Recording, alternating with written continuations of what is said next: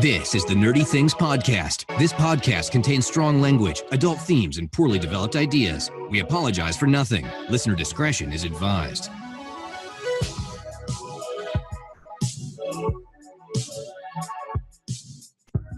Hello, everyone, and welcome to episode 49 of the Nerdy Things Podcast. I am one of your hosts, Kevin. I am joined by Tim. Hey, Tim. What's up, Kevin? We were supposed to be joined by Jules, but as soon as we hit the record button half hour ago, he lost power. So we are going to be doing this without him this week, at least for the first part, because we did record last week the interview, so he is there for that. So the second half, the main topic, we'll have Jules back, so don't be confused. What's going on, Tim? What's new this week? Well, not much. Jules is dead, so R.I.P. Jules. And we have snow coming down outside, and we've had some technical difficulties here as well. So I have to think that it's possibly because of weather. I don't know. I don't know why Jules is without power. Is it snowing in Texas? What's going on there? I don't know. I really don't. Anything outside of like my apartment, I don't care about. I don't know. So got to do a thing. Yeah. So let me see here. I can edit all of this. This is fine. I don't care. I'm not gonna worry about it. The main topic I'm really excited for this week, Kevin. Yeah. We were able to record an interview last week. Yes. And we're talking with one of the original artists and a friend of creator of the Teenage Mutant Ninja Turtles. Steve Lavigne was an interview that we did last week that we're going to be playing after the news today. So that's exciting.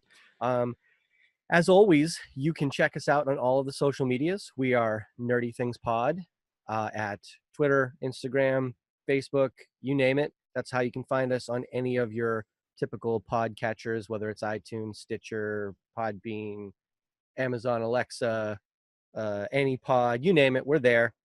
We're also on YouTube. We record this on YouTube now, so you can watch little shorts that we do throughout the week. You can watch these podcasts in full if you want to see our crazy antics. You can see movie reviews and more, so that's really cool. Be sure to check us out on Patreon. Only costs $1 a month. We give you some stuff. Not sure exactly what, but I think it's pretty cool. Very nice. Yeah, so before we get into the news this week, we did get a text message asking me to correct last week's episode.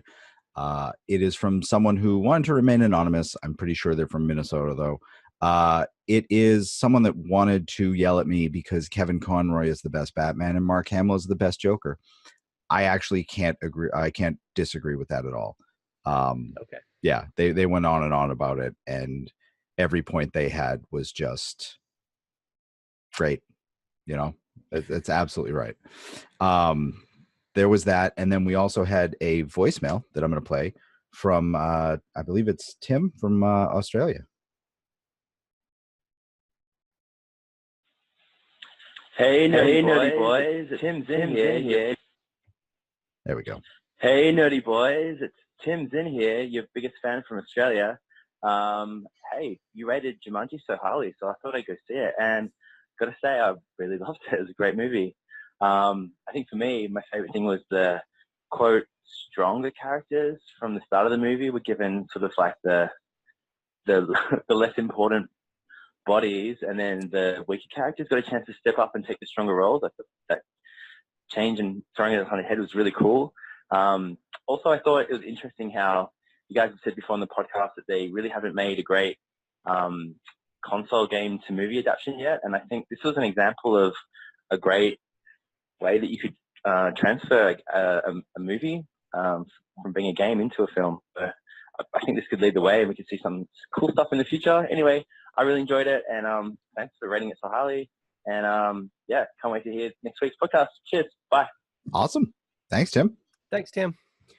And as always. Also, I wanted to do, we have another iTunes review, and we're going to try to keep going with these. So this review is from boom.night. And they said the title was a great positive podcast experience.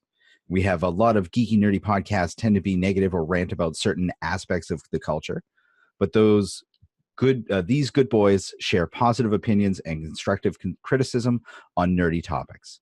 It's a breath of fresh air among the community. I just started listening, so I'm currently working through the backlog and loving every second of it. Keep up the great work, guys. What a great review. Super happy with that. Thank you, Boom.Night. That is a 10. A 10 review right there. Once again, solid, concise, specific. I agree with it. Always gets high reviews when I agree with it. And that's also from another loyal Instagram supporter that we have.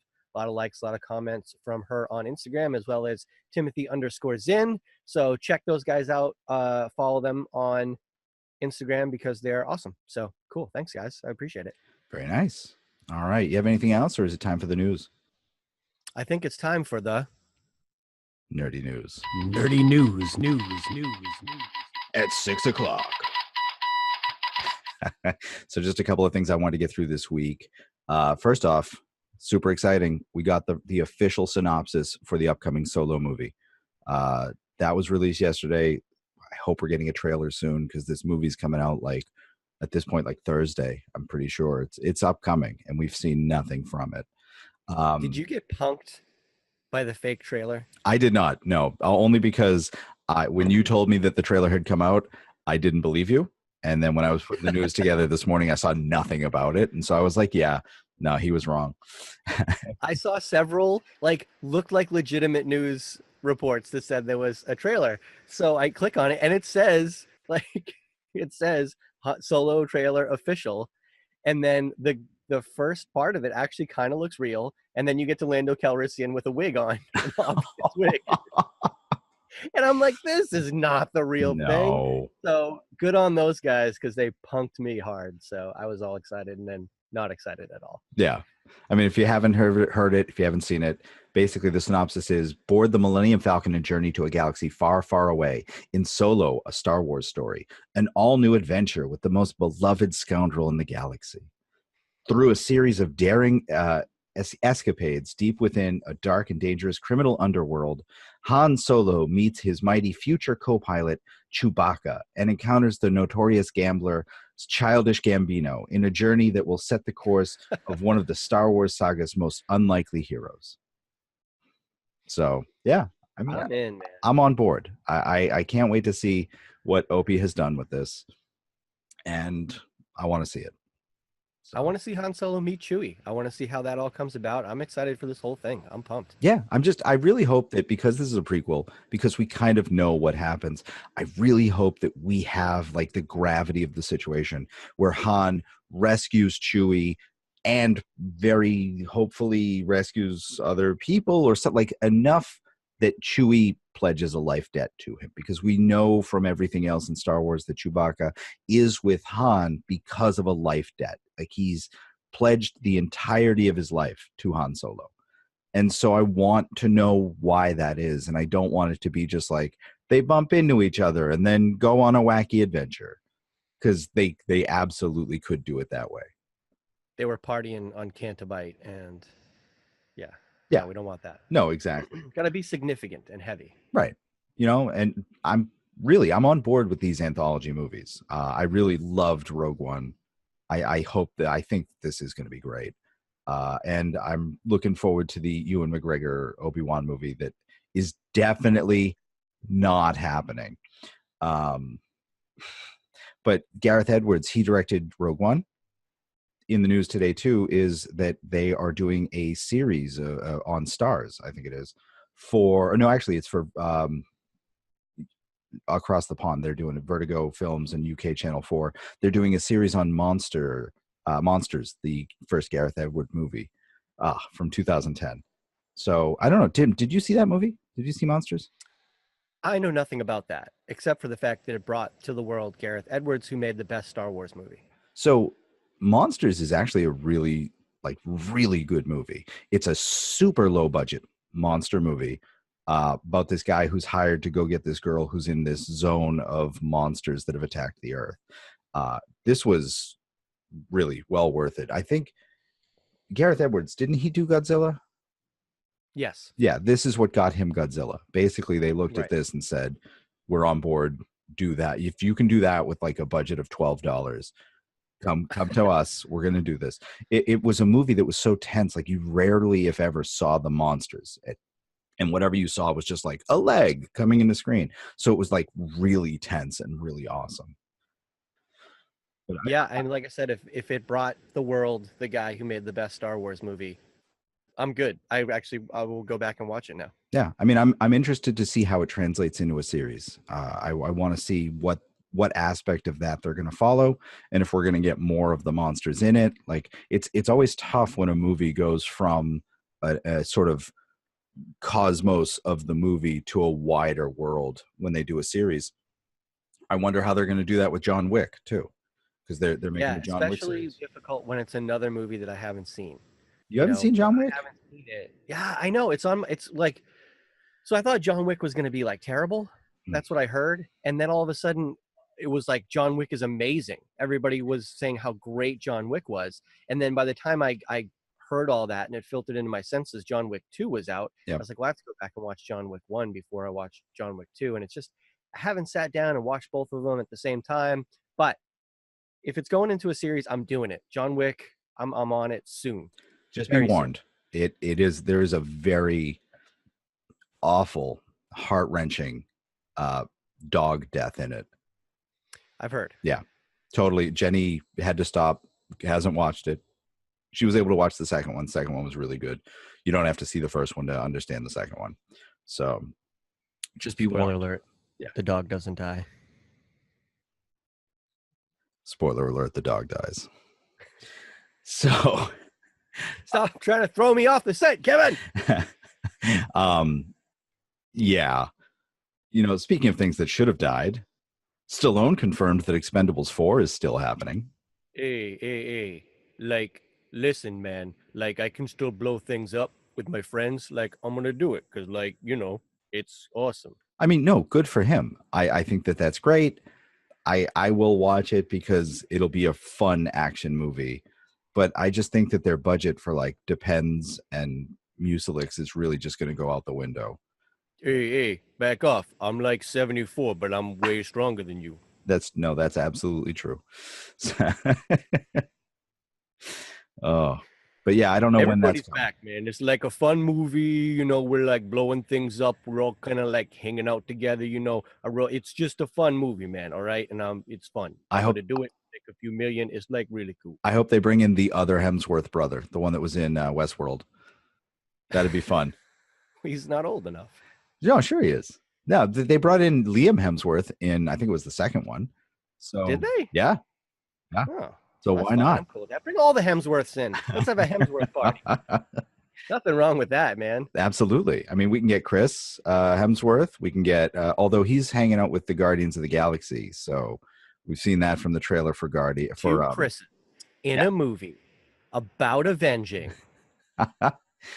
Yeah, I saw on Reddit the other day, someone had an idea that they wanted to see animated, where you have the director of the Avengers Infinity War just yell out, "Chris to the set!" and like 4 trailer doors fly open and just these hulking men come running out.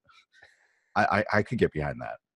So many Chris's. Yeah. All in one movie. Chris Pratt, Chris Hemsworth, Chris Evans. We need Chris Pine in there. We need Christopher Walken. Christopher Walken. Yeah. I could see Christopher Walken being like the villain in Guardians of the Galaxy. Hey, don't rock the boat. Yeah, we'll bring him in. We'll bring him into Guardians 3. There's plenty of time. It's releasing in 2020. I gotta say though, I saw Father Figures. Yeah. And he was in a short scene of that. Was he? And he definitely looks more like an old lady than an old man at this point. Well, that's what happens when you store a watch up your ass for a couple of years when you're in a prison camp, and then you give it to Bruce Willis as a kid. Because he's so white. Like, oh, yeah. Like so white. So they have to put like lipstick on him to make him like, it's true. Like that's what it is. So yeah, it was rough. That's awful. There was some people who looked old in that movie. I'll tell you. There was some people who looked really old. That is not good. Nah. Oh boy. Was something else past its prime, or at least past its time? We really need a Black Widow movie. We have one. Apparently it's been greenlit, so we're getting a Black Widow movie. That's going to be spectacular. It's got a female writer in Jack Schaefer, which is really cool. I'm on board with that. I'm even going to forgive the fact that she wrote Olaf's Frozen Adventure. That's fine. I mean, the writing on that wasn't the problem. It was just everything else. So I'm on board. Tim? I have two thoughts on this story. When was Captain America? That was the first time we saw Black Widow, right? Let's see. We saw Black Widow actually in Iron Man 2 or 3. But yeah. That was before the original Captain America? Wasn't she in the original Captain America? Pretty sure she was introduced in Iron Man 2 before anything else. Well, either way, I thought she was the best part of Captain America because that first movie was garbage. And I wanted Black Widow from then. Like, that was the thing I said, all right, next solo movie needs to be a Black Widow movie because seriously, she does some of my favorite fight choreography in all of superhero movies. You talk all the Batman that we talked last week, all the Supermans going back to the 80s or whatever, any DC movie, any of the current Marvel movies, Black Widow has some of my absolute favorite fight choreography. Such a cool character. So I've been waiting for this for a long time. But why are you hiring a writer that has no resume? To give her a chance. This is what Marvel does. I'm happy with that. Like, look at James Gunn. No, but some of these people have done something before. She's done nothing. Look up. Go on her IMDb. I'm going to do it right now for you. Please, go ahead. Everybody, pull up her IMDb. So while you're looking that up, I'm right. Iron Man 2, released in 2010, had ScarJo in it. She was playing the whatever, watching him for S.H.I.E.L.D. Then we had Cap. And was she in Cap? She wasn't in Cap. She was in, I think we next saw her in Avengers. She was involved with Captain America somehow. She was the one that brought him into the fold, wasn't she? I don't believe so. That was in Avengers. Was it? Yeah. Whatever. Whenever she first came in, she made the movie better. I liked it. Wanted a solo movie right there. Didn't happen. Hasn't happened yet. Still might not happen. Because this woman wrote a movie called Timer in 2009. Yeah. Not recently. 2009. That's a long time ago. That's almost 10 years ago now. And that movie starred nobody. Right. Okay. Then in 2011, 2 years later, she writes Mr. Stash that starred Amy Smart when she was way past being popular and nobody else.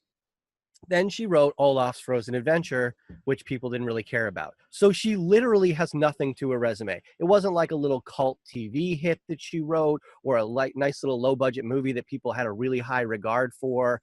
She's done nothing. Okay. I'm willing to give her a chance. No, I don't give people chances when they've done nothing. And you're a jerk. Hey, listen, if this movie's great, which I hope it is, that's awesome. Then I'll give her a chance. Oh, God. But right now, I'm not counting. Mark my words. There will be rewrites. Oh, boy.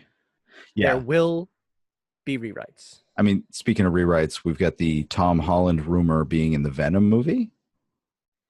I don't know. There's two things I don't care about. Yeah. I mean, this was tweeted out by someone who is related to DC or to Marvel Comics in some way, but may or may not be anybody that, I don't know. I mean, hold on. Let me see here.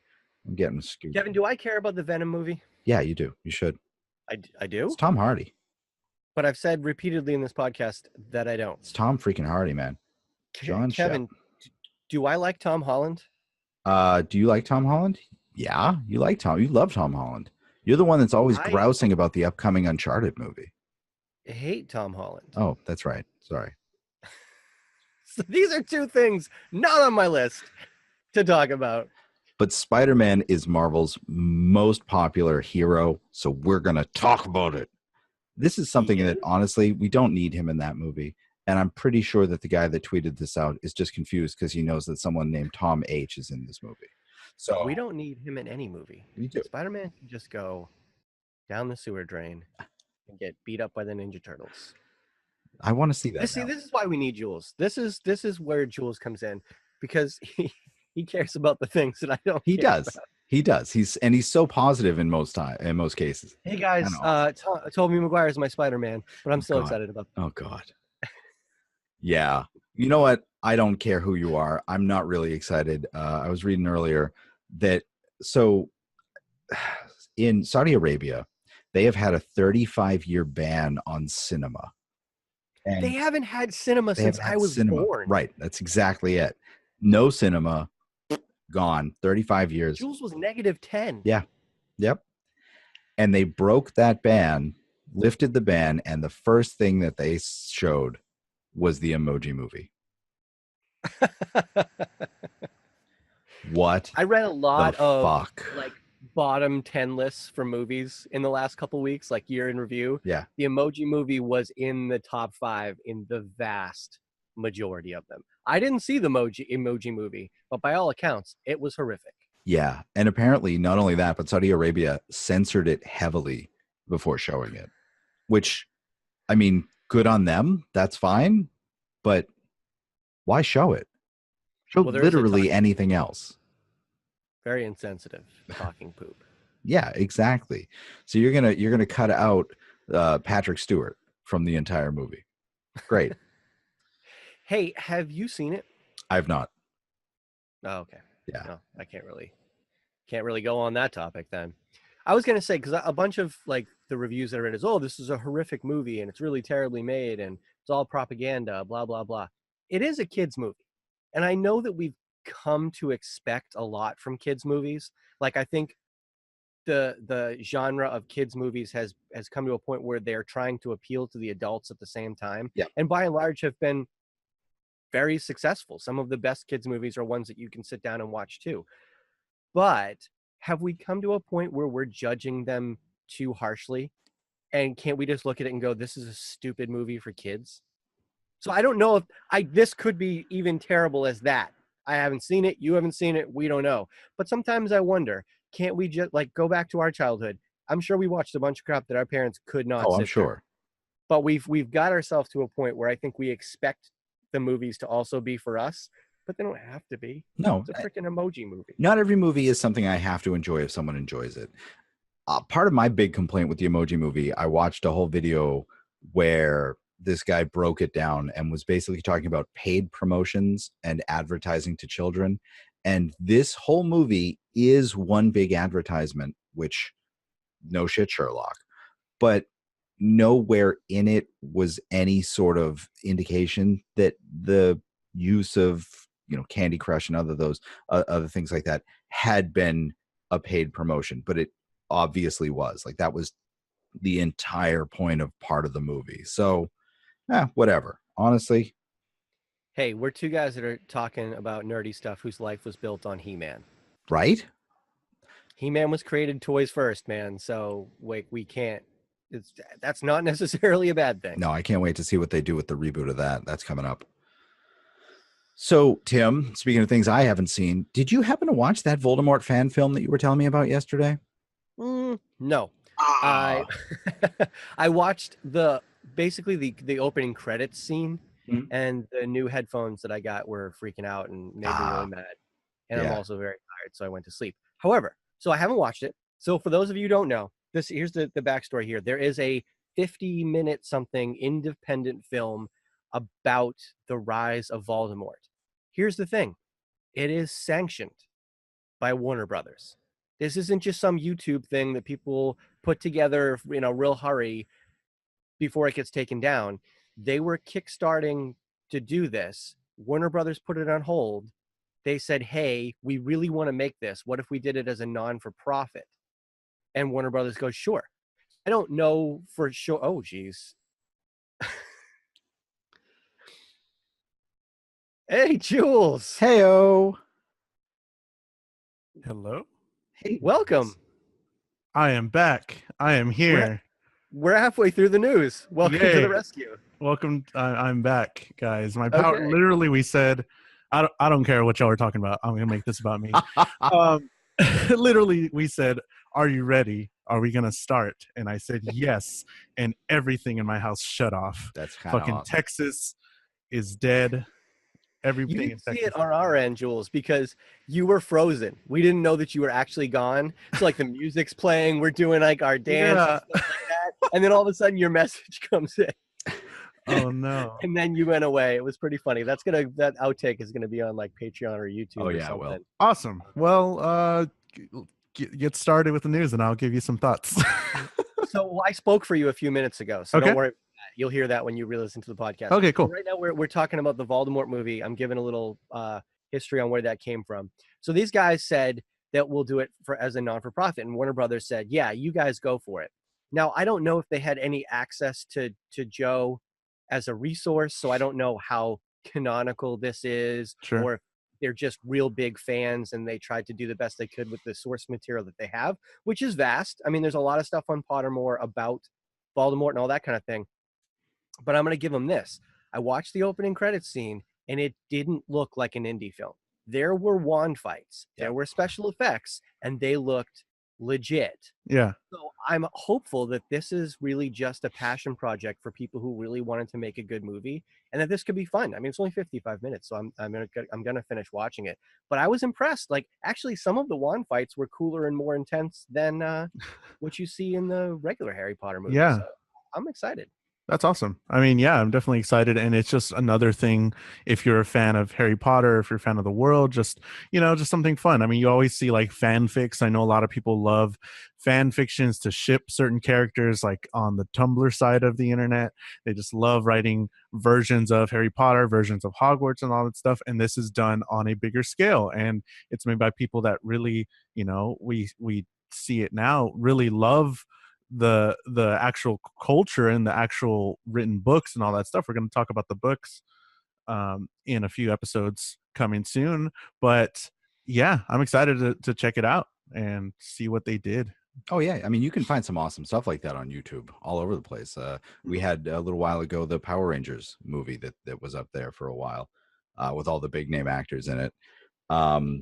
We do have in the news too that YouTube has recently changed how their partners program works. Phil, do you want to talk on this for a little bit? Yeah, sure. Just in time, Jules, because I don't think either of us would have been able to say 2 sentences on No, it. we would have. You go, man. Yeah, no problem. So I'm back for the YouTube segment because I've been definitely diving into YouTube more now that we have the Nerdy Things Pod YouTube channel, now that I have my own YouTube channel and all that stuff. And a lot of people are getting mad. A lot of people are saying this is a direct reaction to Logan Paul and all that stuff. Addendum to last podcast, there has been more words said about Logan Paul. I'm just going to touch on it real quick, that they're going to put him not as a Google preferred person. So he's just going to be like a regular person now, like a regular YouTuber, because they were giving him preferred stuff, putting him on trending and stuff first above other people because he was a preferred. And on Google, whenever you search like YouTubers and stuff like that, they put his stuff first. So now they're not going to put him first. They took him off his Red show, YouTube Red show.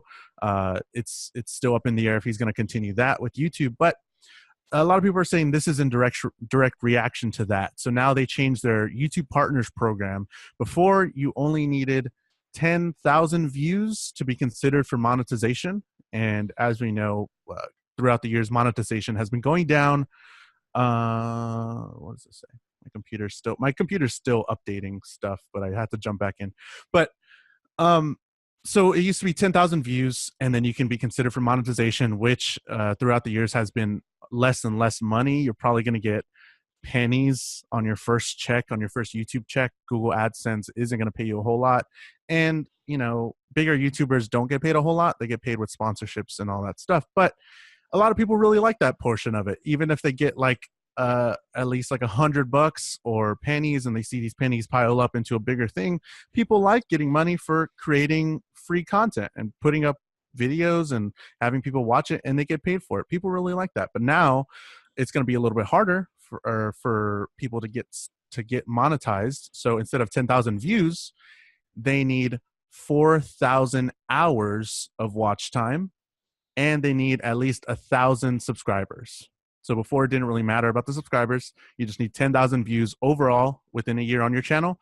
But now within a year, you have to have 4,000 hours of watch time and 1,000 subscribers. A lot of small YouTubers are super pissed about this because they're like, there's a lot of different ways to see it, but it's like, oh, why do I even try? I only have like 100 subscribers. Why am I even going to keep trying? Why am I going to keep making stuff?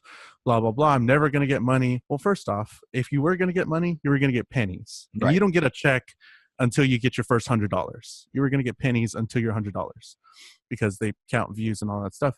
But second, if you're in it for the money, there's so much easier ways to get money than you being a YouTuber. So people are super mad that, I'm not even going to start my YouTube channel this year, or I'm not going to continue my YouTube channel, blah, blah, blah. And I'm like, okay, cool. You can go ahead and be mad or whatever, but Yep. Bye. You mad, bro?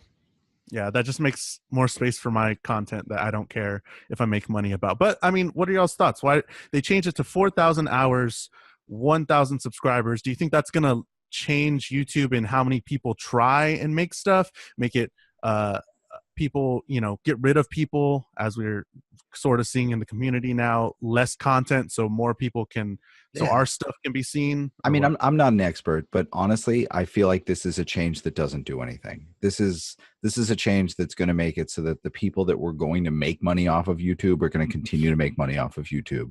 And the people that were never going to make money off of YouTube are just not going to get any sort of false hope of that. Like it's the type of thing, like you said, if you're making pennies, you're not going to get paid till you hit $100.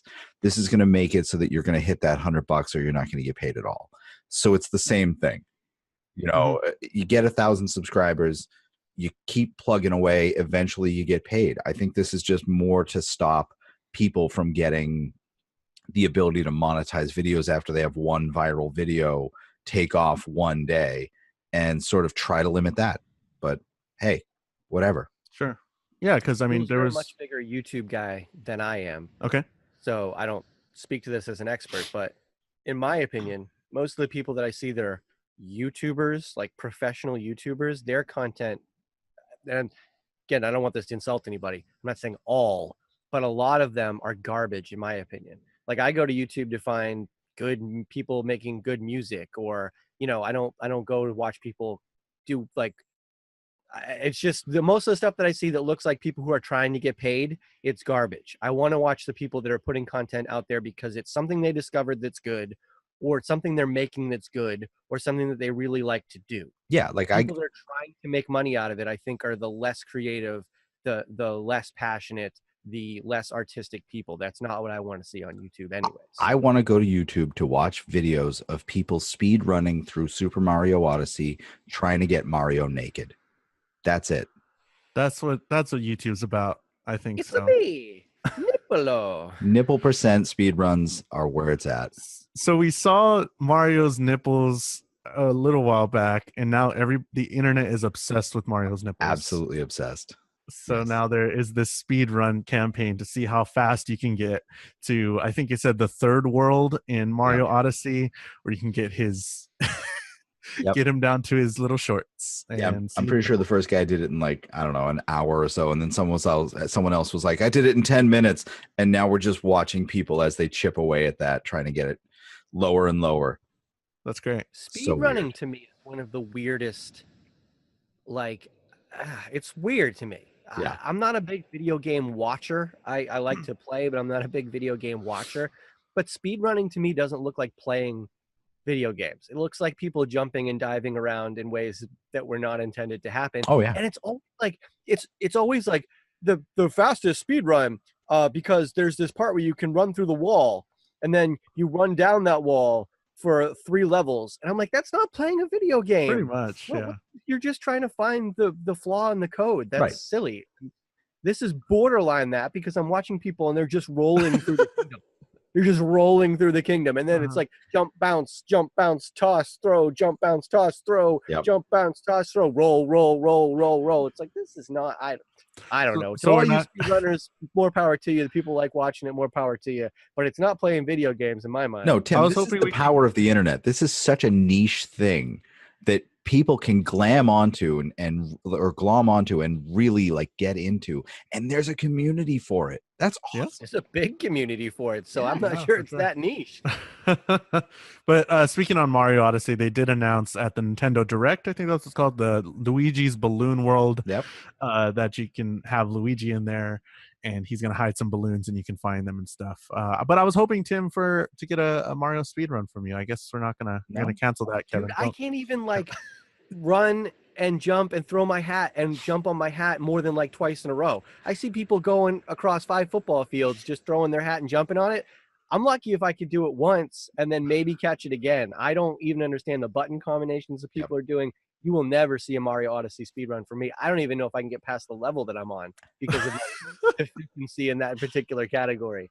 Wow. So there's that. Yeah. But there is a large community, like we said. There is Awesome Games Done Quick. It's a bi-yearly thing that happens, and it's just a Twitch stream of people doing games really fast. I mean, the newest one I think they did was Breath of the Wild, and some guy beat all the quests in about 4.5 hours.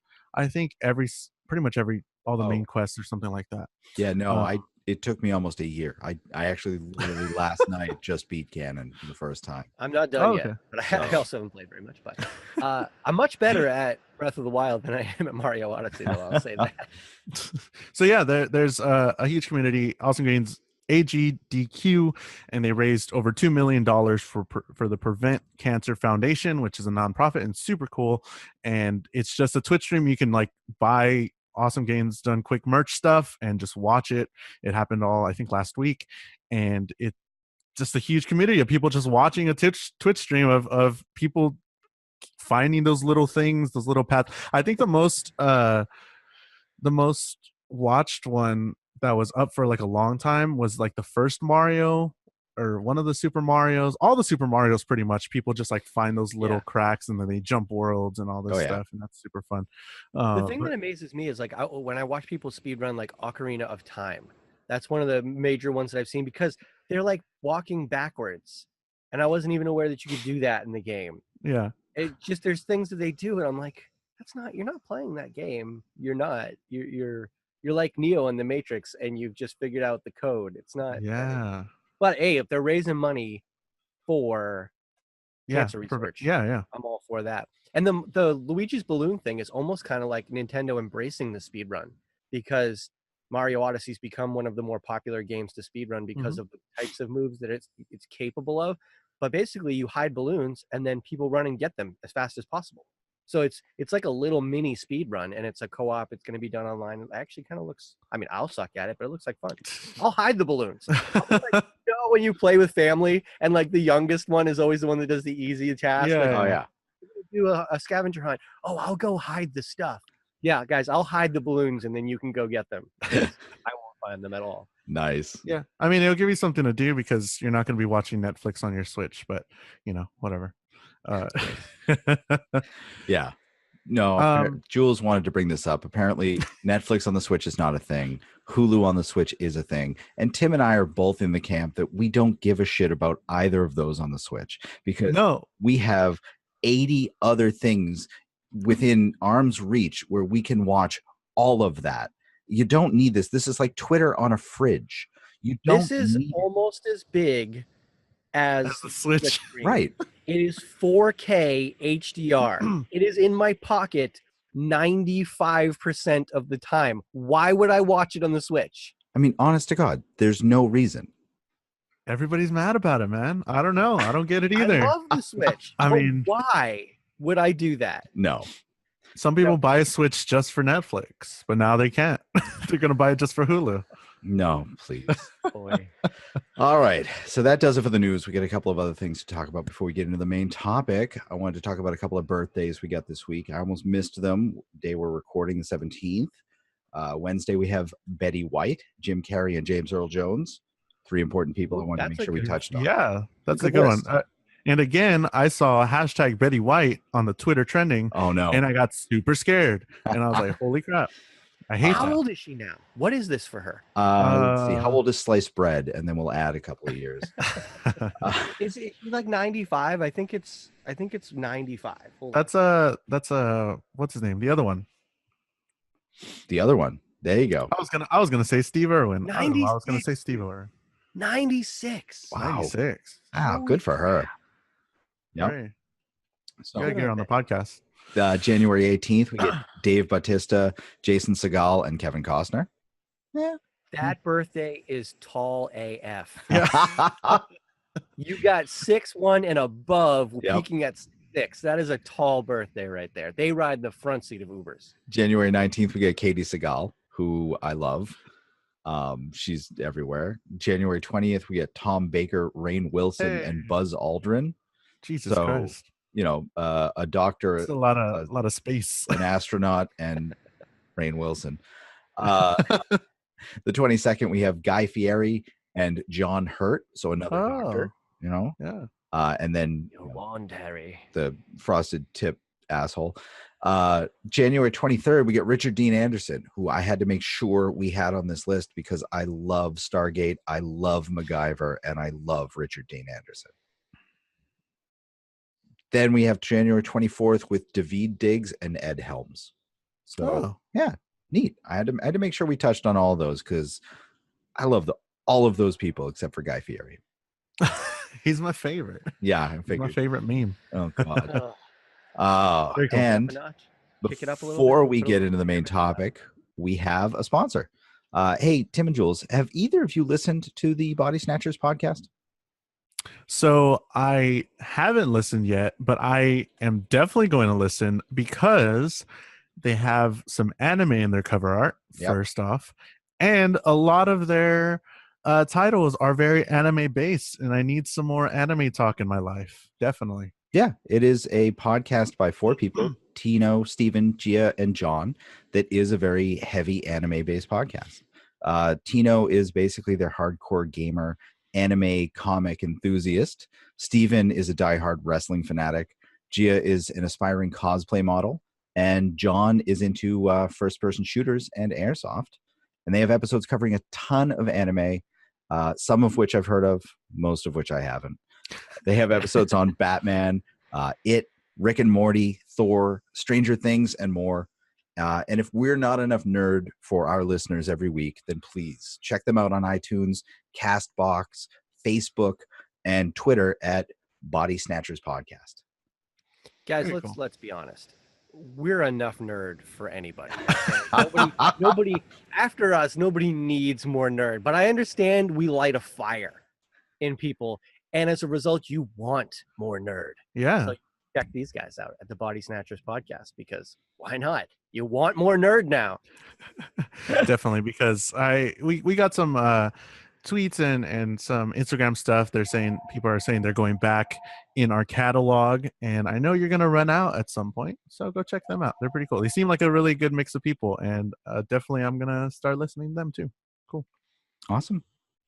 So we have anything else, or is it time for the main topic? The main topic. So, as we've probably mentioned by this point in the podcast, we have a special guest that we're going to be interviewing today. We have with us Steve Lavigne. He is one of the people that has worked on the Ninja Turtles comics, and he's done a bunch of other stuff, and we would like to talk to him. So, we're going to let Jules take it. Jules? Yeah, Steve, how you doing, man? How you doing today? I'm doing well, Jules. How about yourself? Pretty good. So there's so many things, so many places where we can start, so many things that you've done already. Why don't you start off at the beginning and talk about maybe like how you got into this business and how you started doing this stuff, and then how you got into Ninja Turtles, and then so on and so forth. How did you get, what was the beginning, where it all started? It all started in a hospital in Westbrook, Maine, in 1960. 9 months prior to that. Okay. Well, actually, Kevin Eastman, who is one of the co-creators of the Turtles, him and Peter Laird, Kevin and I went to high school together, and back even in high school, we both had the desire to, have a career in some form in comics or animation. I was probably more wanted to work for Warner Brothers. He was always big boobs, big guns, comic book stuff. And, yeah. Why do you think you had that sort of draw to that sort of lifestyle? Why do you think, just because you saw it a whole lot, that was just in your childhood, or what was one that? of those things that kind of came easy. I always, how when you get praised for something when you're a kid, you want to do more of it, so early on, I remember getting a lot of praise because I could draw pretty well. But I also enjoyed it. You know, I mean, I lived for Saturday mornings and, you know, waiting on Sunday evenings to hope that it was going to be a cartoon on The Wonderful World of Disney and not an animal show or something, you know. So, you know, I always had that kind of desire. You know, I always really wanted to kind of work drawing, I guess, you know, and never thought it would happen. Like I said, Kevin and I, in high school, we, you know, had different styles, but we both had a good level of talent. So we both could appreciate each other's stuff. And occasionally we would toss a piece of art to one another. Like if he was stuck on something, maybe coloring wise, he would hand me a piece, and I would always want him to ink something that I drew because he had that comic book style, you know. So that's kind of where the foothold took place, I guess. And and then we moved forward, you know. And like I said, early on when Kevin and Pete started the Turtles, I remember Kevin and I, he had moved out to Western Mass chasing a girl. And that's where he met Pete. And he eventually moved back to Maine, and we hooked back up again just after high school. And he had got the first book had come out. He gave me a copy of the first book. I remember, you know, running to every comic shop in Portland and, you know, hey, buy my friend's book. You guys got to carry this. And luckily, most of them had. And about a year later, Kevin had been doing all the lettering on the comics, and he, you know, like I always joke, he would have hired a monkey, but thank God I was the monkey that walked in front of him. And and he asked me to do the lettering, and that was something I had never done. So he threw a letter guide at me and a ruler. I had a ruler, but, you know, he threw a letter guide, and I said, practice a little bit. I practiced. I sent him some stuff, and I mean, he wanted out anyways on the lettering part, so I was in. It was more of a meeting Pete, and I eventually did that at a small con down in New Hampshire, in Portsmouth, and Pete gave me the thumbs up, and then I moved down to Sharon, Connecticut, where they were at the time, and me and Kevin had an apartment. My bedroom was Mirage Studios. It was, you know, my bed in the corner, the copier, the desk. That was. My bedroom was Mirage Studios for the longest time. So for people that are at that point right now, whether it be in comic books or in anything like that, what kind of advice would you give them, I guess, whenever they have this sort of idea that they don't know if it's going to be anything? I mean, I don't know what you thought of what the Ninja Turtles was going to be, but, you know, you just kept going with it with your friends, and you just kept doing it. So what kind of advice do you give for somebody that is kind of at that point, maybe whether it be in comics or anything else? Sure. Well, first, I would always say, you know, if you love it, stick with it. If you know, I mean, most people will. If you really want to do something, you're going to work hard at getting it done. I think there's a huge advantage now in the sense that you can get crowdfunded, you know, now to do a lot of projects. I've actually I was one of the incentive goal, you know, people. Kevin Eastman just launched another book with an artist up here, Ben Bishop, and another gentleman out in California, and they did a Kickstarter to do it, which I think that's a huge advantage. I helped another guy just recently up here in Maine who just started his Kickstarter thing, and he reached his goals. It's I think there's a lot more avenues for that. It's still the problem of getting it into stores and stuff, but the internet definitely makes it a lot easier to do self-publishing than it was years ago. You know, years ago, you had to get it to Diamond Comics, get it into comic shops and stuff and now you can sell direct to people. If you want to do the mailing, you know, you can do all that stuff. So, you know, the biggest thing is if you love it, work at it and keep at it, you know, and it's tough. You know, I'm at a lot of cons and I meet a lot of people that I think, oh, he's a professional artist. And then you find out, no, he's got a full-time job. His book's not selling well enough for him to do it full-time, you know, and we were very fortunate. I mean, there was a lot of, you know, ramen noodle, Kraft macaroni and cheese years, you know, which at points seemed just as fun as the years when everything was going crazy, you know. We had a good group of guys. We had a lot of, you know, a lot of fun. So the first Turtle books were self-published, right? They did completely, go to the studios. And Kevin, I think it was a loan from Kevin's uncle or something like that. Is that? It was their tax returns, and then a loan from Kevin's uncle, Uncle Quentin. The old-fashioned Kickstarter. Go to a family member and say, "You got a few bucks I could borrow." Yep. Borrow 10, 20 from anybody you could borrow it from, and you know, and they didn't expect it. You know, I mean, it was definitely. I mean, Teenage Mutant Ninja Turtles. It was hard to even tell people for quite a few years what you worked on. You know, because they weren't on TV. And you try to explain it, and the second you said the title, they looked at you like you were, you know, are you your head a little doughy? Can I poke a finger into your head because something's gone wrong up there? You know, you got that feeling from people with the way they looked at you.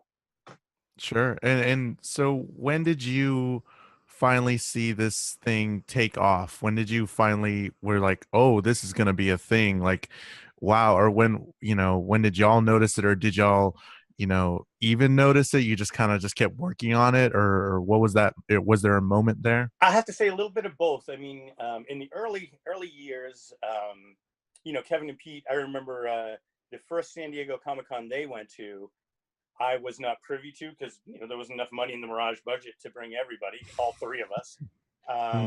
Couldn't ask his uncle for another loan.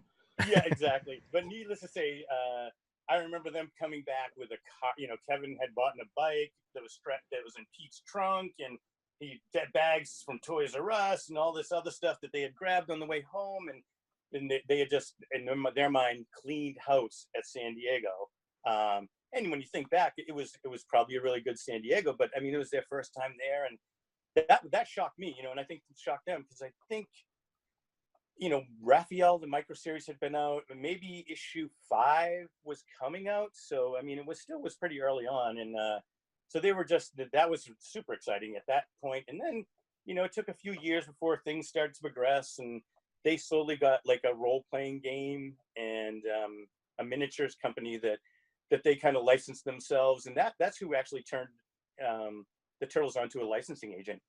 He was representing Robotech, and he asked him if there was anything cool that nobody has seen, and he was like, yeah, we got this thing, Teenage Mutant Ninja Turtles, these books and modules, we sell out of them nonstop, it's our hottest thing. And Mark Friedman was a licensing agent at that time, and he kind of he actually left his job to kind of pursue the Turtles.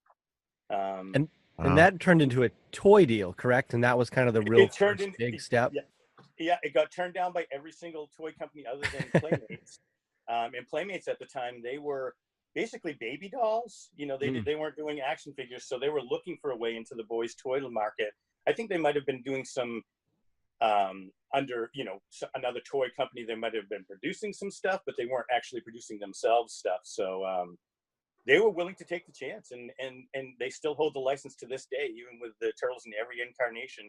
Playmates has basically built an empire on the back of the Turtles, but it's awesome. You know, it's great that they're still around. They still have the license, and, you know, still producing pretty good toys. That's I was more just than a reading little about awesome. that. It was amazing to me because there has been so many incarnations that Playmates is still the mainstay, and they were the first one that picked it up. Now that turned into a cartoon, and that's interesting to me as a child from the 80s, because it seemed like this happened a lot. That toys came first, and then they turned it into this big cartoon from the toys, whereas nowadays things always seem to go the other way around. It's exactly what it was in the early 80s. I mean, that's the Turtles were. They produced a 1 week worth of episodes, and then it was supposed to just, you know, now we'll launch the toys, and hopefully the people who have watched it will replay it again in another month or two.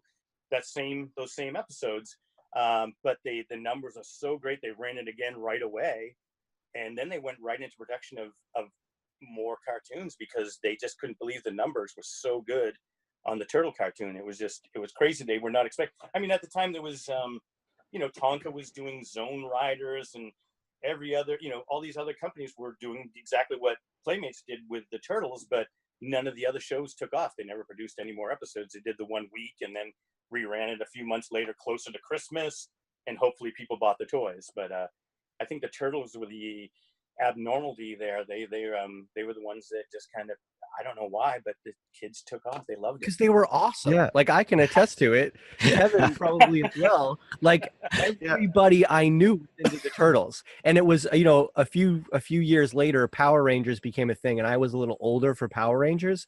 But when the Turtles were out, you weren't too old for the Turtles. That was kind of the cool thing, is you could be 5 and just really be into the cartoons and action figures, or you could be 16 and just still think it was awesome. So it just had this wide age appeal, and it was, I didn't know a kid or a young guy who didn't love the Turtles. It was so cool. That's what I was going to ask you, Steven. Like, why do you think that people gravitated towards these characters? Or was it the story? Was it their quirkiness? Was it the interaction between them? What do you think really has kept them around this long? Well, I mean, the stories were great. The original source material is great. The cartoons, the first week was fantastic. We loved it. I mean, it got a little, felt like you're watching the same show over the time, but that didn't seem to bother kids. But to me, my go-to thing that I always like in the Turtles too is, unlike a lot of superheroes and stuff that are, Batman, Superman, Aquaman, whatever, the Justice League, whatever you want to say, I remember playing Super Friends as a kid, and I had blonde hair. I'm bald now. Had blonde hair at one point in my life. So inevitably, playing Super Friends in the neighborhood, I was Aquaman. We're out in the middle of the grass in the backyard. I'm swimming on the ground, and it's the worst guy to be playing Aquaman, But the Turtles were just personalities and things. So I think that and they didn't look like anybody. So you couldn't say, well, you don't look like him, so you can't be him. It was more, hey, you're the funny guy. You're Michelangelo. You're the leader. You're Leonardo. So I mean, everyone kind of, I think, found themselves in a turtle, and that's always a great thing at cons when people come up to the table and they say they love the Turtles. My first question, almost 99% of the time, is favorite turtle.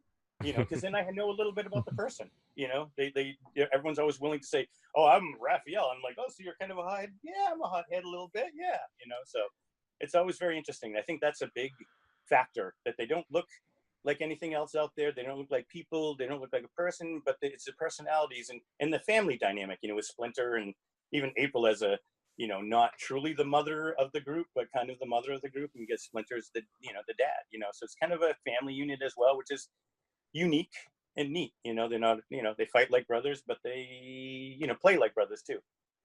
Speaking of personalities, I read this in a couple of articles, but couldn't find anything to substantiate it. So I figured come right to the source.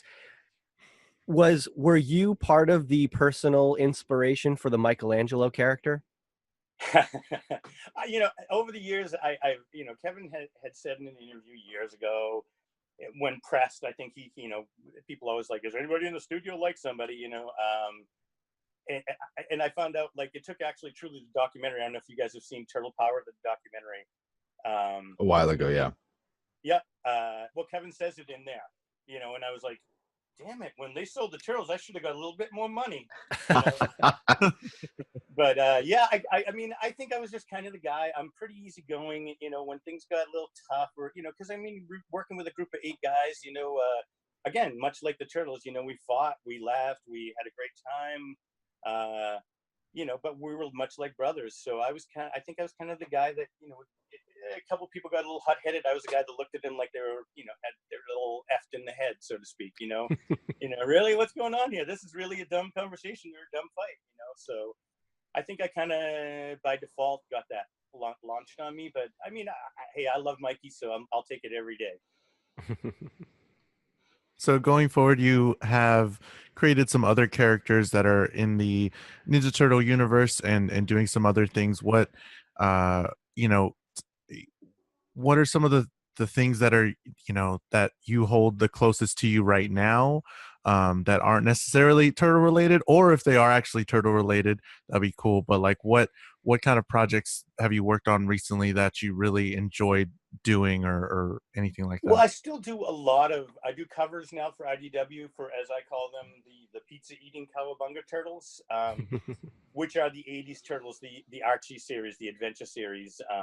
I do the covers for the collected books on those. I enjoy doing those. I do right now. I'm going to have to say a lot of my table is filled with commission work. People, like I said, we do a lot of Comic Cons, my wife and I, Denise. I took a lot of years off. I mean, sporadically I would do them, and just recently in the last couple of years, I had a comic shop up here in Maine called Shellback Artworks, and it was a comic book shop with art supplies, and I had a little comic art gallery upstairs, and I also, I did classes with kids, and I had that for a few years, and it was a great kind of mecca for turtle people to come to, because I had life-size turtles in my shop, and more turtle art than they could ever look at, plus a lot of products and stuff. So I kind of closed that, and that opened the door for me to doing Comic-Con. So right now, the majority of my work is commissions from people. I've got a lot of I'm finishing a commission right now. Can you have Tom Brady throwing a pass to Michelangelo and the other literally that is what I'm drawing coloring Wow. today. That's kind of awesome. Yeah, so it's so basically I've got Michelangelo catching a pass, Raphael trying to tackle him, and Leo and Donatello trying to block Tom Brady from throwing the pass, and a little bit of the stage. Wow. So yeah, So, go ahead. Do you think with the person that we have running this country, there's any chance that we will see Stump come back for anything? That would be awesome. Yeah. You use that term "person" loosely. I like that. Yeah, I would love to see that. That would be wonderful. The sad thing is the new Nick show that just went off. That was CGI. It was beautiful, and the guy's doing it. It's such a wonderful job, but it was. I hate to say it was more for 30-year-olds than it was for kids, and I loved it. I used to watch it, watch it religiously because I thought they retold a lot of good stories and stuff. But yeah, that would have been the venue for that. I could see Stump and Sling both being. The world is ready for it. I know. What I loved was when the whole thing started. Mr. Stump actually had Don King, standing there, talking about what a great man he was. And I thought, oh my God, that's just so perfect that Stump and Sling are right together right there. Oh yeah. So very funny. It would have been great to see Cuddly Cowlick too. Dimensional cowhead. Come on. That's an interesting character. Yeah. Imagine when somebody, I only designed him, but Steve Murphy came to me. He's like, he's like, it's going to be a cow head that it's kind of like an interdimensional cow head. And I'm like, what are you talking about? He's like, it's a big cow head, but he eats the turtles and then spits them out and I'm like, oh, okay. But what's so funny is it got to the point that I did a cuddly toy design, and I can't remember what the note was. It was something like, nobody will buy this or something from Playmates. They were like, no, I can't see this happening. I'm like, what do you mean? You can unscrew the back and put the figures through the mouth. It'd be so great. Oh, God. They didn't buy it. One of the things that struck me about comics is because they run for so long. Like we were looking into some Batman stuff, and Batman's been around for 100 years almost. Sure. And it's almost like comic books to some degree are the soap operas for boys and men, that they go on for so long that you have to come up with these crazy outlandish characters and story ideas, but because of the comics it works, like it's fine. So you get stuff like that that's just totally out of this world. So what are some of the craziest things you think you guys ever came up with, or that you've ever come up with in your experience? I couldn't even, embarrassed to say some of the stuff that we oh boy. And no, it's funny you say the soap opera thing, because I was liking that to I was called wrestling male soap operas. Yeah. Wrestling, sure. Like that's a soap opera, right? Jesus Christ, it's a soap opera with a fight at the end. But comics to a certain degree, yeah. And I mean, and of course, the market's changed greatly, because there's a lot more female comic readers than there ever were, and I mean, we see that now with at cons. I talk to a lot of people, but there was some. I mean, one of the craziest things because we used to not be able to get away with a lot, because Kevin and Pete, they were pretty tight. We had some ideas that we wanted to do. But then Pete did the craziest one and made, in volume 4, I think, of the Turtle books, he made April a doodle. In one of the early books, Donatello's miniseries, there's a character, Kirby, Jack Kirby, and he has a warp crystal that whatever he draws comes to life. So we find out that way back then, when April was born, she was a drawer, and she was a baby. And I was like, that's so fucked up, Pete. That is fucked up. But he, it flew, but it was one of those things that, if we said that to you, you would have punched us in the face and told us we were stupid. It was one of those things. But, you doing it's okay. But yeah, I mean, there's some interesting things. And like you say, comics do at times. I mean, the Turtles have traveled back in time, in comics. They later, again, in volume 4, I think they met up with some vampires, and the vampire DNA mutated Raphael further to a more gigantic, almost snapping turtle, hulking creature. So I mean, there's been some weird stuff. Donatello's died at least 3 times, I think, in the comics, and had his consciousness put into a robot body in different series. But yeah, so I mean, there's been a lot of that stuff that you can get away with in comics. That people go, they dismiss it a little bit. Yeah, especially whenever they put it like we're getting into like more comic stuff, just looking back as us three as a podcast and me thinking about comics because I'm not the biggest comic book fan or nerd yet. I'm getting more into it, We're but working on him. Good. yeah, we're working on it. Kevin's working on it, but with us. But like whenever they think of like the TV shows of a series or movies of a series, it doesn't compare to how much breadth a comic book series has with these characters. It's like, oh, a movie spends like 3 hours doing one kind of story, but it's like you spent like a year telling all these different stories or one huge story and Right. you see all these different stuff. It's crazy. Yeah, the story arc is incredible sometimes in a comic book. Yeah. Mm-hmm. And I mean, and like you say, in a movie, it's a limited amount of time. That's why I always find it weird in comic book movies a lot of times where they do an origin, and if it's in the theater, if it has enough backing to be in the theater, most people that are going to go there know the origin. Yep. Exactly. I always feel like that's such a huge waste of every time you see it. You know, you're like, geez, okay, here we go, the origin. But yeah, it is funny how like you said, story arcs can have insane things, but they because they're told in through other story elements, they don't seem as insane in a comic book. I guess I think that's what I'm trying to say. Yeah. Sure. Are we going to talk about the about maybe your opinion on the Teenage Mutant Ninja Turtles movies? Were we trying to stay away from that Oh or no! no? I mean, I'm a firm believer. The very first turtle movie was the best turtle movie there ever will be. No argument. Yeah, I mean, that was the fun thing was we got to go down to the movie set on that one. So we were down when they were filming, and that was one of the coolest, very cool experiences. We got down there, and of course Henson was doing the suits on the very first movie, and they had never done the technology where an actor could wear the heads. They would always be on a mannequin. So Yep. This is the first time. So we had to sign all these non-disclosure agreements and stuff. But I always remember, it's so vivid to me. That's why I always love telling this story. So we're down there, and it's probably the second day we were down there. We had watched them burn down April's junk shop the night before, and we were walking around. We got there in the morning, and they were going to be doing some daytime shooting. So we're walking around, and we're talking to some of the Henson guys, and they're like, "Hey, do you want to see something cool?" And we're all like, "Yeah!" So they take us like walking through one of the sewer sets, which was just off to the side. So we walk through there. And on the other side of it is a big shipping container. And we're like, what the hell's in there? And he's like, you guys ready? And we're like, yeah, cool. And he opens it up. And on the back of it, there was big fans. We couldn't figure out what that was.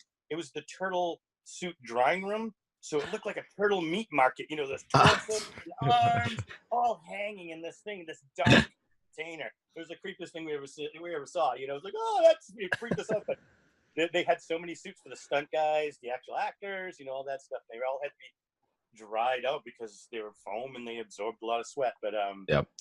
That movie was perfect. I mean, the Steve Barron did such a great job with it. You couldn't. I can't even imagine anybody arguing that point. But there are a few people. The new one, the first one sucked hard. It was. I mean, one of the guys in the studio, Jim Lawson, couldn't sleep for a week. He said every time I'd go to fall asleep, I just think of how fucking bad that movie was. Agreed. I'm like, oh man, I hadn't seen it at that point, and at that time I had my shop open, so people would be coming in. Have you seen the new Turtle movie? And I'm like, haven't seen it yet. I'll go. And it happened to be playing at the drive-in, so me and my wife went to see it. And so the next week I get back in the shop, and people are like, hey, so what'd you think of the movie? And I'm like, oh my god, Guardians of the Galaxy was amazing because that was playing after the Turtle movie. I was like, that was a great movie. The Turtle movie, not so much. They're like, what about the Turtle movie? That was a piece of crap. The second one was better. The second one was definitely better, though, right? Like, yeah, the second one was a little cartoon. Yeah, I could. Yeah. The only thing I didn't, I like Stephen Amell. He's great. He's great as the Arrow. He wasn't a great Casey, and it wasn't maybe not him. Just the way they used him, I thought the Casey was unnecessary. But the Krang was great. The Shredder was normal. He wasn't a transformer. It was good. I enjoyed that one. I mean, even Tyler Perry as Baxter Stockman. Awesome. Fine. I'm good with that. Fine. I'll watch it. Yeah. But that brings me to mutate him into a fly. That was the only thing. But yeah, no, it was good. It was good. It wasn't great, but it was like watching the cartoon. It was like an episode of the cartoon. But the first movie, the original movie, and I'm glad we get onto that a little bit. There's a few topics I want to go from there, but I love that, obviously, as a kid. But even watching that as an adult, it's much more comic book-like. It's got a good story. It's gritty. But so Yep. you were on set, and Yep. Jim Henson was involved. Now, I understand you met Jim Henson. Is that right? We did, yeah. When the Casey Raphael fight in the park that night, we were there, and Kevin and Pete had talked to him earlier, but he came to watch Brian because Brian directed that whole scene, so he came to watch his son direct. And yeah, all of a sudden we're kind of watching them set up, and we're kind of hanging around, and you start hearing a little grumbling behind you, and all of a sudden we look back, and it's Jim Henson. He comes over and he's like, "Hello, how are you?" And you're like, "Oh my gosh, it's Kermit the Frog's voice." I mean, it's a little different, but you could hear Kermit in it, and it's like, "Nice meeting you," So that was amazing, and it also led to one of the another great thing when we were doing a show in London. We got to go to the Creature Shop, which not a lot of people get to do, and that's another story that I'll tell you later on if you want to hear it. I definitely want to hear it, because in that time period, I mean, this is before Jurassic Park. This is before computers took over the world. This is the pinnacle of practical effects. I mean, the Jim Henson Creature Shop did so much for making movies real. So I would love to know about the experience of being inside that creative environment. All right. Well, I will tell you how it went. We were in London, and so they told us we were at a coffee shop, and they said they will meet us there, and they'll bring us to the Creature Shop. So we're all waiting, and a van pulls up, and it's the guys we know from Henson, and so they get us in the van. We're all packed in there, and they blindfolded us. And we're like, what's this for? And they're like, well, nobody knows where the Creature Shop is, and we don't want the general public to have any idea where it is. So we were like, well, we don't even know where we are in London. So, all right, but needless to say, they drove us there, and we're all thinking, okay, I think we just took a left. I think we just took a right there. I think that was about a mile. Was that a mile? It seemed like, no, we weren't that smart. So we got there, and they took off the blindfolds, and I mean, we're in the middle of a neighborhood. There's all it looks like downtown Boston, old brownstones, these big old buildings. And we go into one, and when you walk in the door, it still looks like it's a little lobby area. Nothing you would think was anything.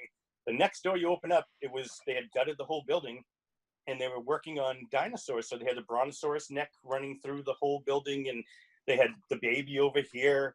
They had a couple other characters that they were sculpting over there, and some other movie projects they were working on. So that was their main sculpting area for the big cool stuff, and they cast and paint there. And then downstairs in the building, they had it was like Muppet Town. They had every type of fur, every color, spotted, not spotted, eyes, foam, anything you want to make a Muppet. But the upstairs was all the movie stuff, and of course we saw stuff that we weren't supposed to see, some stuff that never came to light. Sculptures they were doing for movies that like you say, at the time they were the guys doing the best stuff. And you think of Labyrinth and all that type of stuff. There's a lot of cool stuff all over that place, and could have spent a week there just oogling and ahhing, but we had a few hours, and that was cool enough. It was very cool. It was oh yeah, dinosaurs was a weekly mainstay at my house. That was great. Yeah, I can't say it didn't happen at our house either, so it was later. I mean, it was so great to see that big brontosaurus neck running. I mean, it was life size. You're like, oh yeah, that's insane. It was insane to see, but very cool, very cool. So this is another thing. I mean, so we're from Massachusetts. You're from Maine. You're from what is it? Westwood, Maine, correct? That's where you and Kevin grew up. Westbrook. Westbrook. Sorry. Yeah, that's okay. So you guys grew up in a smallish town in Maine, and you go from that to you're on set at a movie. You're at Jim Henson Studios. You, as I understand it, were the art director for a lot of the licensed products. So you worked with Playmates, Pez, Burger King, Pizza Hut. What was it like? Yeah, Konami video games. Oh my God, that was my favorite video game of all time. The toys and games that shaped my childhood, Stephen. You were the art director for these objects, the collectible, the packaging. I grew up down the street from my best friend, and he had two brothers. We were all around the same age. And between us, we had all the turtles. And we ran zip lines in their finished bases and like setups. It was man. Like that's where it was at. Everybody brought their own turtles when they came over. So you were involved with all this stuff. But as somebody who's kind of local, to go from just being in a small town to dealing with these companies, what was that like for you? It's so funny. It seems so gradual, at times, that, boy, I don't know. Now when I look back, it seems far cooler than when it was happening. In retrospect, but I mean, like I would say, we were working so much on so many different things. I mean, I see you say art director, but me and another gentleman, Ryan Brown, did at least 75 to 80% of everything that came out, like all those Konami video games. Other than a couple of those game boxes, I drew them all. Wow. I did all the tournament fighters. I did the original first game. I did the Game Boy games. So a lot of that stuff we were actually doing. So it was easy to art direct ourselves. But it was, So I mean, it was interesting. And with a lot of the companies, like we had to take a meeting. I'd have to go down to New York and go to a meeting occasionally. But for some strange reason, I think probably because Kevin and Pete owned the property. I mean, Playmates toys came out to us more than we went out to California. They would come out to Mass twice a year. Most of the companies would kind of come to us for the meetings, which was kind of nice. Occasionally, like I said, they'd have to go to a meeting. I always felt a little more uncomfortable in those meetings because I had to pretend I knew what I was talking about. Fake it till you make it. Right. Yeah. And if they came to Mirage, they were like, well, they know what they're doing. We didn't, but evidently they assumed we did. So, and we managed to pull it off. I mean, I always we always said, yes, we can do that. And then scratched our head and figured it out, got some idea. And usually we could, figure it out, or somebody in the studio would know how to do something. So, because we did a lot of other stuff. We worked with Hasbro. We actually had another toy design group, and we had a property that was at ABC TV. It was about to go on in the fall. Galoob Toys, which is no longer in existence, had the license for it. They had the episodes all written, and we were ready to go. And then that mouse came in and bought ABC, and like literally from one week to the next, we went from we're in production to we're done. And we were excited because it was a property that we really liked, and so we were doing a lot of that stuff in the background as well as doing all our other turtle crap, and just trying to keep busy. For sure. Very nice. So what about just over the years, all the different variations? You went from like the gritty angular turtles to the more animated cartoony stuff to the movies. What's your favorite visual interpretation of the turtles? It's so funny. I saw a post on that just recently, like people's I have to say the original. I mean, the core is the core, to me. I mean, it's always fun. The movie they were wonderful. Like I said, the Henson suits and Steve Barron's direction on that movie, was great. But he literally ripped apart comics. He took all the early Mirage books and that was the storyboards for the most of the movie, and then he filled in. So I mean, even that was all Mirage source material. So I mean, I always think like, boy, the Kevin and Pete, the early stuff is just so, and all the way through, because Mirage never stopped publishing. Even when the Pizza and Cowabunga turtles were out, it's just so funny. We were not selling 1/10 of the books that Archie was selling, which is just so weird to me. It's like, this is where it came from, but the Archie book is distribution. They were everywhere and everything, and we just had to rely on getting the books through Diamond and getting to where they need to be. But I always say, like, I think that the core material is just so good. Kevin and Pete just told so many great stories, and I was always amazed, and I was part of it, but not to the level of, I might have shouted something stupid from the background while they were talking about a story idea, but they were writing some pretty incredible stories, and both of them are very good storytellers. Kevin, amazing at laying out a comic. I mean, still is to this day. Pete's just great at making sure, he's a great artist, but he's also great at making sure stories make sense, so it was always funny to see weird things, that got missed, like over the years, because Pete was usually pretty thorough about, checking everything and making sure everything was good. So the source material is just so good to me. Sure. So you talked a lot about story and sort of the stories that you've crafted with the images and stuff. Is there anybody, or first off, how much do you consume, whether it's comic books or how much are you watching of anything really? And is there anybody that's telling a good story that interests you right now, or any series or comics, movies, shows, anything that's interesting to you right now? Oh, lots of stuff. I mean, I consume a lot. I don't do as much comics as I used to. I kind of even in the heyday of the Turtles, because I was probably more of a Mad Magazine guy growing up. You know, I really wasn't a comic book guy. Almost like you, Jules, a little bit. I had to get educated. Sure. And living with Kevin, when we first lived together, Kevin always had, you know, he was a gigantic comic nerd, so he had crates and crates of comics. So I used to go from his bedroom to my bedroom with a stack of comics, you know, like a run of X-Men or a run of Batman or something, depending on what, and you know, get a little education that way on comics. But yeah, I totally dig the Daredevil on Netflix. The Netflix comic book stuff has been really good. You know, I never thought I was, but I'm finding that I guess because I'm a Batman nerd, that I'm a DC guy, because I never found that, you know, like I'm Budweiser, I'm Miller guy, you know, like you know, the same with comics. I don't read anything but Marvel. You know, I tend to like, I look at an art style. If I like the cover, I'll look in the inside. If the inside's the same as the cover, that tends to be my big selling point. Is Sure. This is a good story. I'm visual, so if I really dig an art style, I tend to, I'll buy that, you know. But I don't really. I'd love to say that I'm really up on what's the coolest, latest, and greatest in comics. But I kind of like, I'm one of those guys that occasionally I'll buy for the emblem on the chest, but most of the time it's the art style. You know, I don't care who the character is. There's a artist, Chris Samney, and I totally love his style. He did a run of oh god, was it Daredevil? It was Daredevil. Just recently, in the last couple of years, and it's just one of those styles that are so different than all the big muscular. His stuff seems very real and limited line work. It's a little bit like there's an artist, David Mazzucchelli, that was around for a lot of years, and he did some Batman Year One stuff.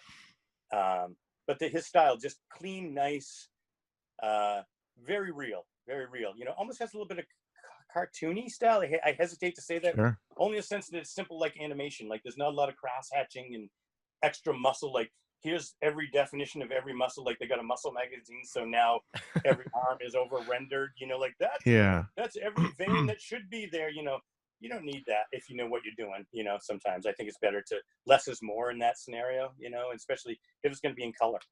You know, Yeah. Sure. And you've been in like or you've gone to a ton of like Comic Cons and all that stuff, and I'm sure like there's just so many different artists that are out there, and I don't know if you see any like oversaturation of a certain kind, like you were saying, the super muscly, you know, characters or whatever, but you Yeah. do see a lot of stuff. Yeah, You do see that. I mean, you saw that especially in the 90s with a lot of the Image stuff. A lot of those guys kind of drew exactly the same, like it was like the Marvel way. And I don't know, that style never really hit me. When every average guy looks like they're a superhero, you know, you're like, that's not what regular people look like. Yeah. So I always find that a little harder to take, you know, where I prefer, you know, like a little, like I said, a little more simple.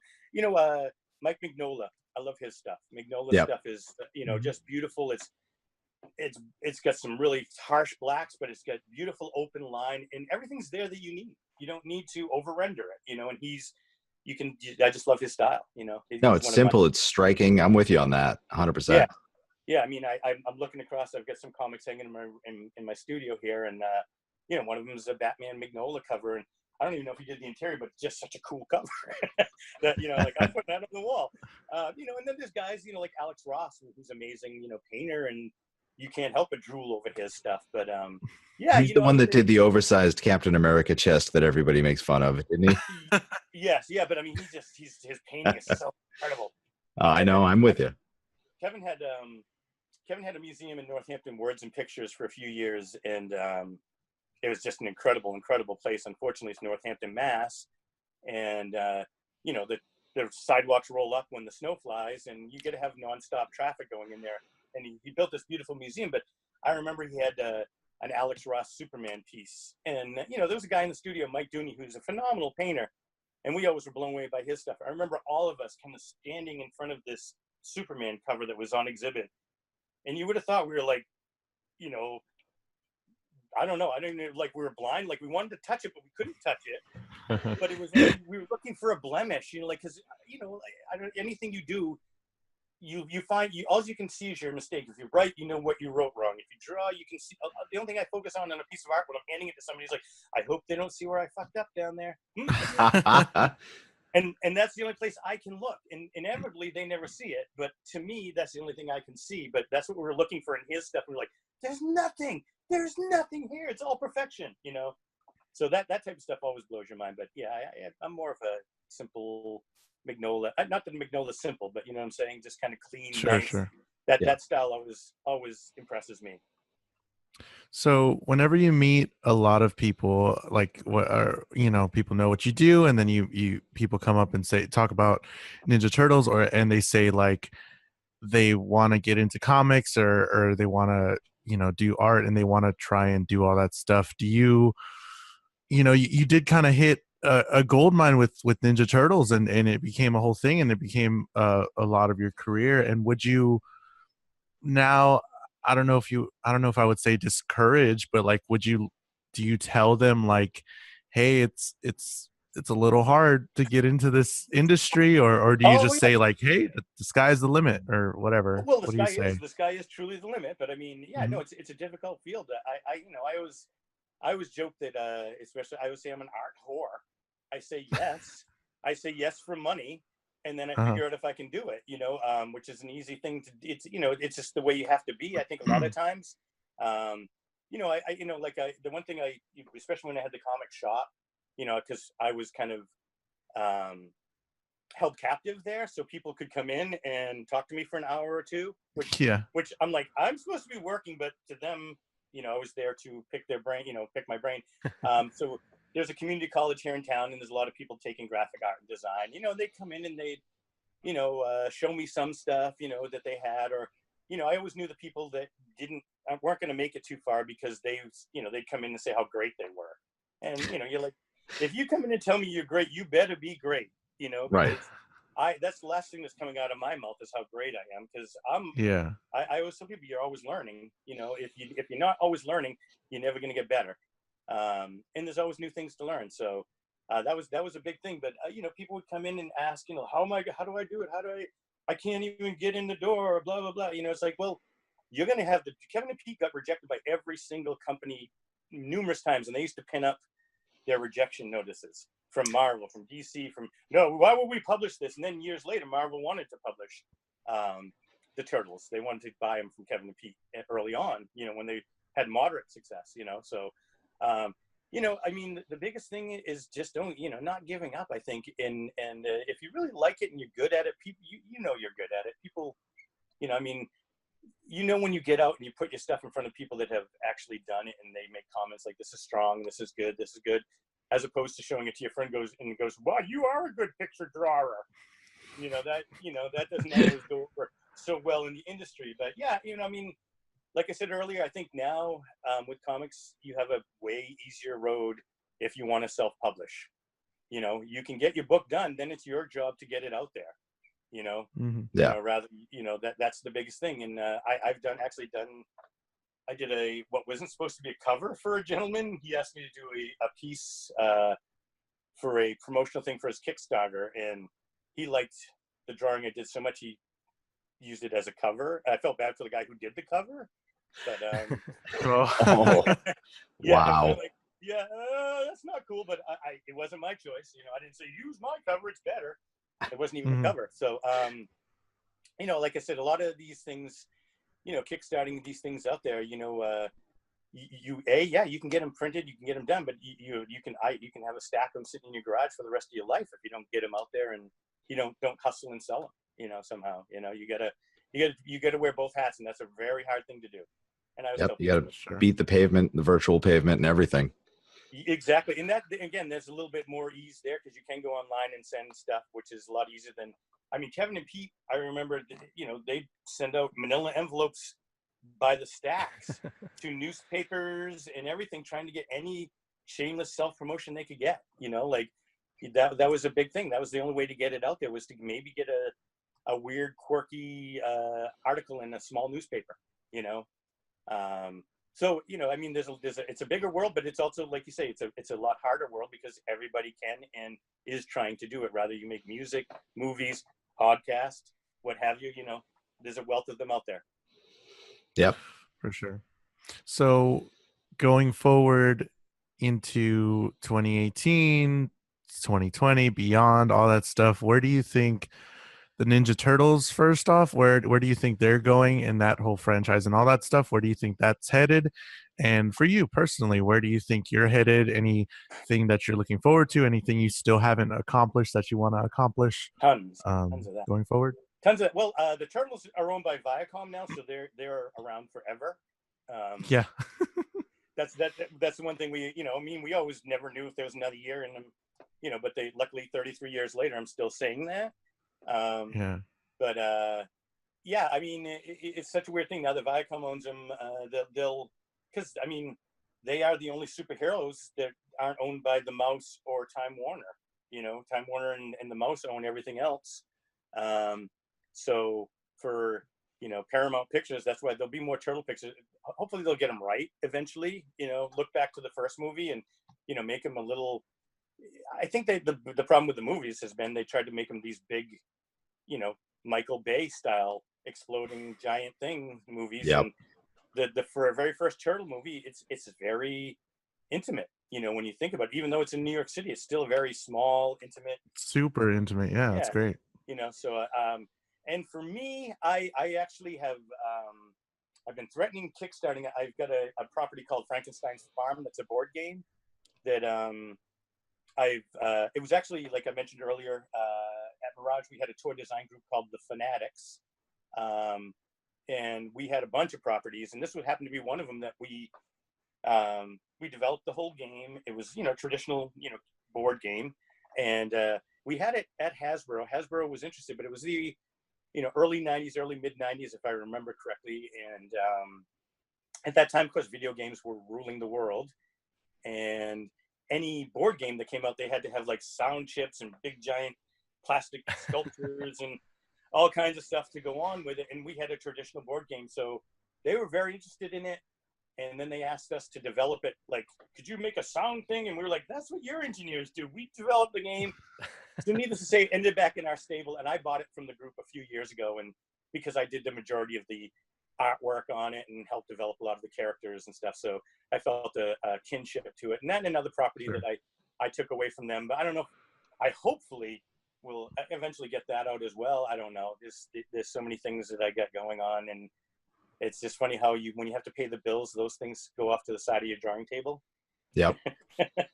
You know, like, For sure. there's a lot of projects that I've done a couple children's books locally here that have been pretty successful with a musician here in this area, and they're for young kids, that's always fun to do. You know, that was one of the things that I probably wanted to do when I was younger, was illustrate books. I, you know, wanted to do animation, learned that that's way too much work. But Yeah, too many hours. yeah, you know, so I kind of said, well, I could probably do character design. That's what I could do. But so like that type of stuff, I really enjoy doing. I'm doing some stuff with a comic shop here up in Portland. That they actually work together with my shop a little bit, and this guy's always got some scheme going. So I'm always willing to play as long as I like the idea and I can have fun doing it. I usually try to say yes to stuff, and you know, you never know. Teenage Mutant Ninja Turtles. For sure. Teenage Mutant Ninja. Say that again and again and again. It sounds stupider every time you say it. So you just never know where it's coming from. That's awesome. Well, I think we're good. Thank you, Steven. Thank No you problem. so much. We really appreciate it for having you on the podcast and having the time to talk to us.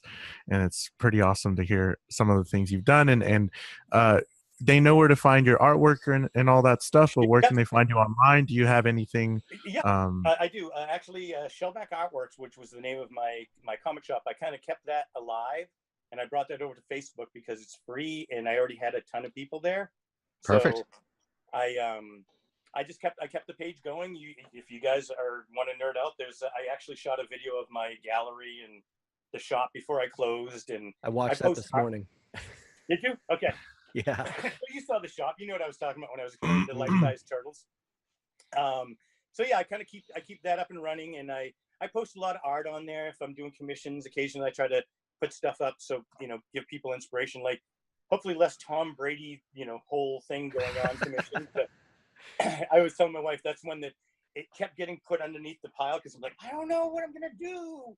But, so Shellback Artworks is a great way to reach me, and you can message me. Anybody can message me there. And I just try to keep that up and running. And, doing cons is just a great thing. We've been able to travel a lot, and, we're excited about some of the shows we'll be doing this year. We actually may have Hawaii and Dubai on our list this year, which is very interesting. Wow. Yeah. So Congratulations.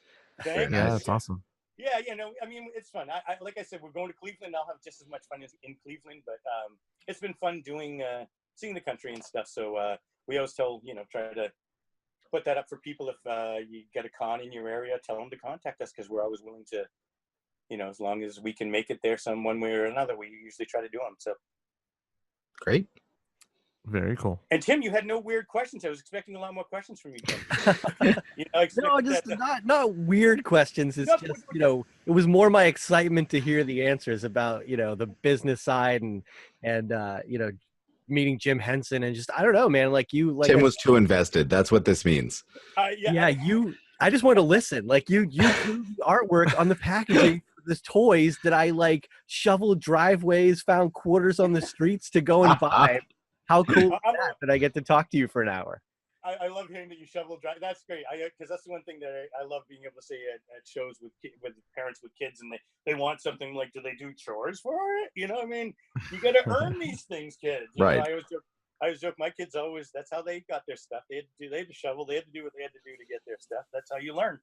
But that's I always had a pile of money ready to buy the next turtle figure or whatever it is we were saving up for. But that was a big part of it. I can tell you, there's a bunch in a bin down in the basement right now. And I know my buddy, at his parents' house down the street, they got more bins than that because they had 3 boys. But I'm telling you, it was a big part of my childhood. No question about it. If you ever need something signed, feel free to send it. I'm happy to sign it. Awesome. Man. Really appreciate that. All right. Especially Michelangelo. For some reason, I have to sign every Michelangelo now. So yeah, that's not weird to me. No. He was my favorite, by the way, for what it was worth. I mean, I'm sure you probably get that a lot because he was the most charismatic character, but I was a Mikey guy. That was my boy. So it's funny, I always think he would be the most popular, but no, like I said, that's the wonderful thing about the Turtles is everyone has an opinion and everyone has a favorite turtle, so everyone has their turtle that they were like. All right. Great. All right, gentlemen. I think we're good. Well, thank you, Stephen. And no you too. problem. Yeah. And anytime. All right. Awesome. We'll see you. Bye. See ya. Bye. Holy crap, that was awesome. And I know y'all really enjoyed that, and that's super fun. Go check him out. We already told you where you can find him, and it's fucking Ninja Turtles, man. I know Tim and Kevin are excited, or we're excited to talk to him. Grew up with him. Dude, I literally had so much fun doing that. I can't even tell you. It hasn't even.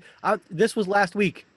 For behind the scenes, we recorded this last week. Look at me, I'm still hyped about it. He's glowing. It was so much fun. I loved it, dude. Man, that was cool. Awesome. So don't forget, you can reach us on most social media at Nerdy Things Pod. That's Nerdy Things POD. You can send us an email at nerdythingspod@gmail.com. You can visit our website, nerdythingspod.com, for the latest nerdy news, updated daily, and links to our merch for shirts and more, links to YouTube to watch the podcast episodes. We do this in video, so you can definitely watch us and watch me jump into this episode magically. Our Patreon for extra content like bloopers and early access to our stuff. And you can text us or leave us a voicemail, 978-78-NERDY. That's 978-786-3739. And if I'm pretty sure they talked about it, but there's a link that you can go to and tell BuzzFeed you like us. We'll send you stickers. Email us, nerdythingspod@gmail.com. You can send us, you can't send us stickers. We'll send you stickers, Nerdy Things Pod stickers. Just show us the comment that you left telling them about our Undiscovered podcast, and we'll love you forever. And we'll pick one person, and we'll give them a hat that Tim is wearing right now that only us 3 have, and we're not selling in our merch store. So you'll get an exclusive Nerdy Things Pod dad hat that we all have and only us 3 have. and that'll be super cool. Just go ahead and send us a receipt. Email us that's saying that you commented and all that good stuff. We had one comment already. Don't know who it came from. I'm assuming we haven't gotten an email on it yet. So if you're just doing it out of the goodness of your heart, fantastic. But if you're a podcast listener and you just did that for email us. Let us know. We want to know who you are anyways, because we appreciate support. Yeah, and if you're not comfortable giving us your address or PO box or whatever you have, we'll work out something else for you. We can record something audio wise, or maybe give you a month free Patreon. I don't know, but we'll work out figure something. it out. Just let us know in the email. We'll discuss it. All right, cool. Yeah. There's a link down there, description, video, YouTube, all that stuff. Go find it. It says BuzzFeed on it, and tell them how much you like us, and we'll do all the things. I'd like to thank Adibsia for the use of his theme song, Friends Don't Let Friends. Go to TGI Fridays so you can hear more of his music at adibsia.bandcamp.com. He just released an album called Imbue. Imbue. And I'd like to thank the Bell Curve for the music we use under the main topic. Awesome. Perfect. See y'all later. Bye.